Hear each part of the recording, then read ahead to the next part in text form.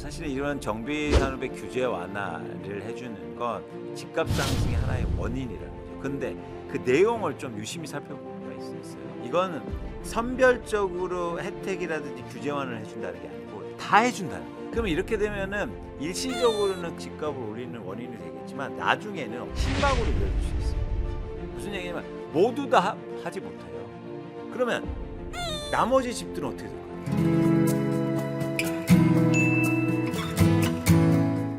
지금 집값이 이제 조금 오르는 상승세를 타면서 한동안 또 이슈가 됐던 이제 부동산 PF 문제가 어떤 측면에서는 좀 조용해진 거 아니냐 이런 얘기도 좀 나오는데 실제 지금 이 부동산 PF 문제는 어떤 상태라고 좀 봐야 될까요?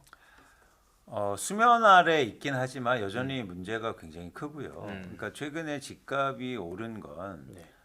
좀 이 부동산 PF 측면에서는 국한된 면이 있어요. 음. 왜냐하면 서울의 아파트가 중심돼 있고 음.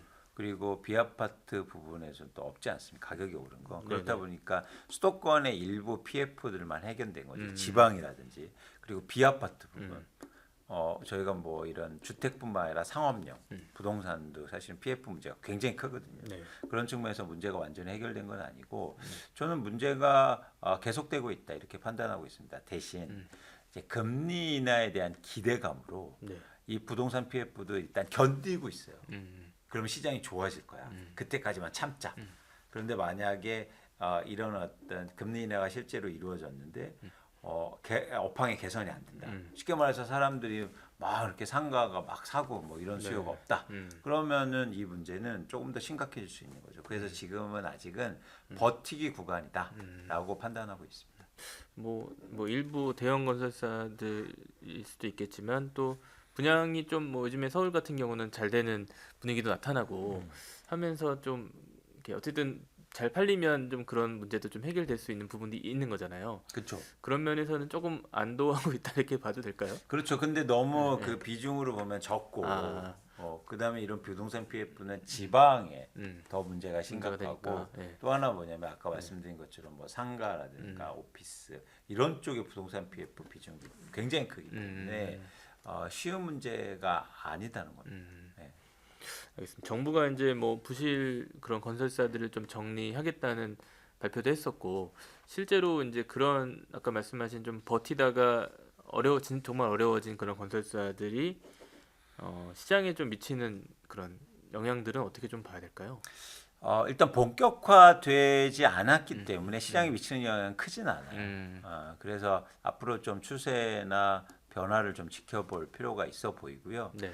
대신 과거의 예를 보면 부도건설사들이 많아지고 시행사들이 어려워지고 뭐 예를 들어서 그러면 그게 어디로 연결되냐면 금융시장의 불안으로 연결되거든요. 그러니까 금융시장의 불안으로 연결되면 어떻게 되냐면 사람들의 심리를 그러니까 위축시키는 거죠. 불확실성이 크니까. 그래서 저는 이런 원인 때문에 네. 투자자들이 부동산을 사지 않는 이유이기도 해요. 그러니까 투자자들이 가장 두려워하는 건 뭐냐면 네. 불확실성입니다. 그러니까 사실 이런 문제가 기저에 있으니까 투자자들이 막 부동산을 이렇게 의욕적으로 사지 않는 거죠. 그래서 이런 문제가 커지면 불확실성이 커지고 수요를 또 크게 위축시키는 가능성도 저는 있지 않느냐 그렇게 판단합니다. 지금 이제 뭐 정비사업 시장에서 보면 뭐 공사비 갈등이나 또 분양가 이런 문제들 때문에 이슈가 계속됐었는데 앞으로 좀 이런 분양 시장 전망은 좀 어떻게 좀 판단하고 계세요? 네. 이것도 뭐 아까도 잠깐 말씀드렸듯이 지방과 서울이라는 수도권의 격차가 뭐 지속적으로 커질 것으로 보고 있는데요. 중요한 건 그런데 예를 들어서 분양 시장에도 가격이 계속 오르면 분양가가 오르면 미분양은 전 불가피해 보입니다. 그러니까 무조건 분양되는 시장은 또 아닐 거다 이렇게 전망하고 있어요. 실제로 가격이 빠질 때 미분양이 서울에도 막 증가하지 않습니까? 그쵸, 예. 그런 현상이 다시 반복될 수도 있다는 거고요. 그래서 저는 계속 제가 강조하는 게 어떤 지점이냐면 사람들은 분양가가 올라서 불안해요. 뭐 집값이 그래서 계속 오를 거라고 얘기하지만 분양가는 계속 올릴 수 없어요. 이유는 뭐냐면 그걸 과연 계속 받쳐줄 수 있는 수요가 있냐는 거죠. 네. 그래서 분양가도 사실은 이렇게 계속 올라가면 또 미분양이 증가하는 게 불가피하고 그렇게 되면 분양가도 다시 떨어질 수밖에 없는 거죠. 네. 그런 시점도 저는 올 수 있다고 보고 있습니다. 근데 지금 보니까 이제 강남 반포나 이런데 막 국평이 50억, 60억 이렇게 막 찍다 보니까 뭐 이렇게 강남 외 지역에 분양가가 높아서 이제 미분양이 났던 곳들이 또 이 가격이면 괜찮네 하면서 또 해소가 되고 뭐 그런 현상들이 좀 있더라고요. 맞아요. 이제 그런 게 이제 지속될 수는 없다 이런 그렇죠. 말씀이신 거죠? 맞습니다. 예, 예. 맞습니다. 그 반포의 60억 원 거래 아파트는 저희가 이제 정확히 판단할 필요 있지만 그 이후로 48억 원에 거래되고요. 그다음에 또 50억 원에 거래됩니다. 예, 예. 그러니까 그 60억 원에 거래됐다는 게 너무 이렇게 막 희자화가 뭐 제일 많이 기사에 되고 또 많이 나오니까. 퍼졌는데 예. 사실 그게 일반적인 현상은 아니고 여러분들이 꼭 더 아셔야 될 게 뭐냐면 그게 돈이 있는 사람들이 많아서 그리고 수요가 많아서 60억이 된 게 아니에요. 제가 볼 때. 네. 뭐냐면 공급이 없어서 매물이 없어서 왜냐하면 입주가 2년 차가 되지 않았지 않습니까? 네. 그래서 집을 갖고 있는 사람들이 그걸 팔면요 세금을 엄청 내야 돼요. 그렇죠. 그렇죠. 그래서 그냥 매물이 예를 들어서 그냥 60억에 내놓은 거예요. 근데 누군가 그냥 난 상관없어. 그런 사람이 산 거죠. 그러니까 되게 수요가 막 경쟁하면서 나 이거 사야지 막 싸워가면서 가격이 오른 게 아니고 누군가 이렇게 던졌습니다. 60억 원에. 나 세금도 많이 내야 되고 팔 생각 별로 없어. 근데 혹시 이 가격에 살 거면 근데 누군가 그냥 문 거예요. 이게 시장을 과연 대변할 수 있느냐. 이걸 한 건을 보고 네. 이거 한 건을 보고 이제 강남의 국평, 국민평형은 다 60억 원 간다. 이렇게 얘기하기 쉽지 않다. 그렇죠. 예. 그런 말씀을 드립니다. 어쨌든 그런 면에서 어쨌든 그런 이제 한 건 두 건의 어떤 이슈가 또 어쨌든 사람 심리를 자극하는 건 좀 있는 것 같아요. 그렇죠, 네. 그렇죠. 그런데 지금 박 기자님 말씀하신 게 핵심인데요. 네. 심리를 건드렸단 말이에요. 근데 심리는 어떻습니까? 지속될 수 없어요. 그죠? 그쵸. 갑자기 막 이렇게 좋았다, 갑자기 막 심리가 변하기도 합니다. 그게 사람의 마음이죠. 그렇죠. 예. 그래서 사람이 마음이 이렇게 동요돼서 움직이는 자산 시장은 유의할 필요가 있는 거예요. 알겠습니다. 무슨 말인지 알 것 같습니다. 네.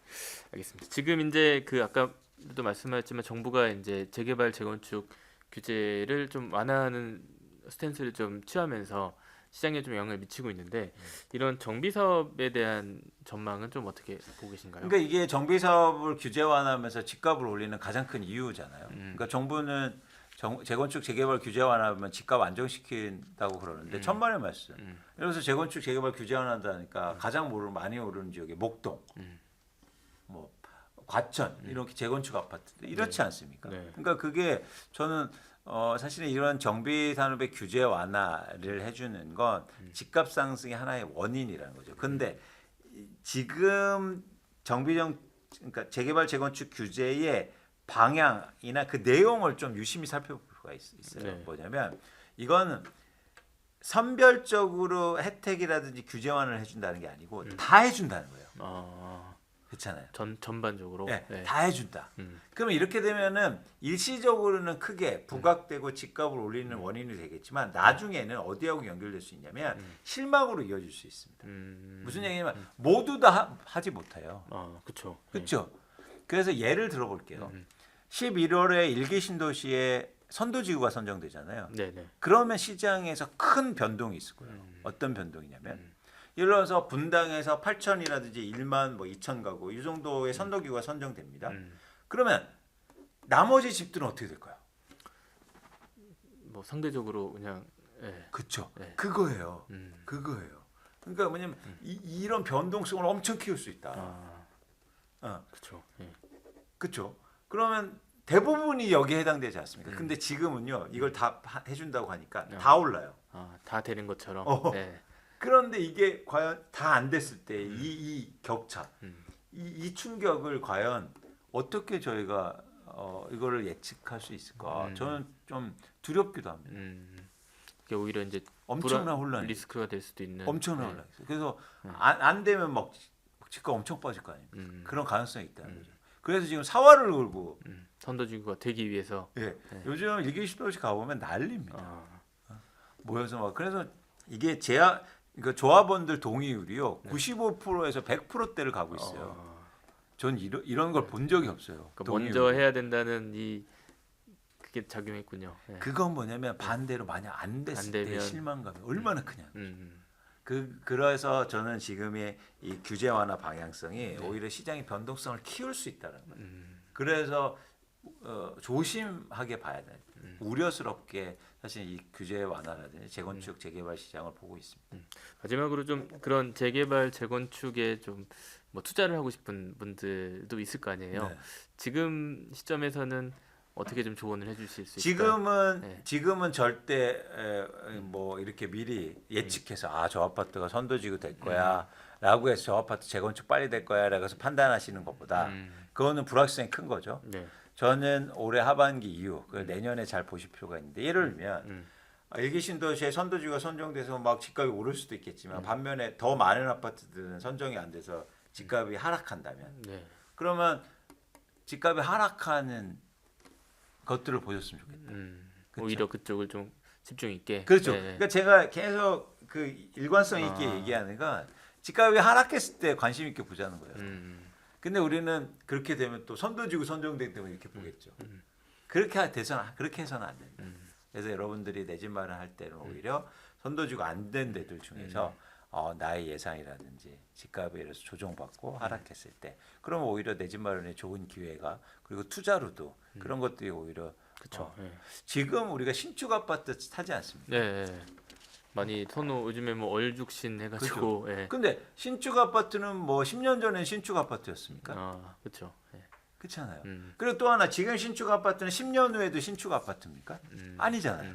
지금 구축 아파트, 지금 헌집은요? 그런 10년, 20년 후에도 계속 헌집인가요? 여러분들이 그런 변화를 보셨으면 좋겠다. 그렇게 되면 결국에는 뭐 이런 재건축 대상 아파트가 실망감이라든지 우려 때문에 많이 빠졌다면 오히려 내 집 마련일지 투자의 기회로 삼으셨으면 좋겠다는 말씀을 드립니다. 알겠습니다. 네. 오늘 말씀 감사합니다. 고맙습니다. 네.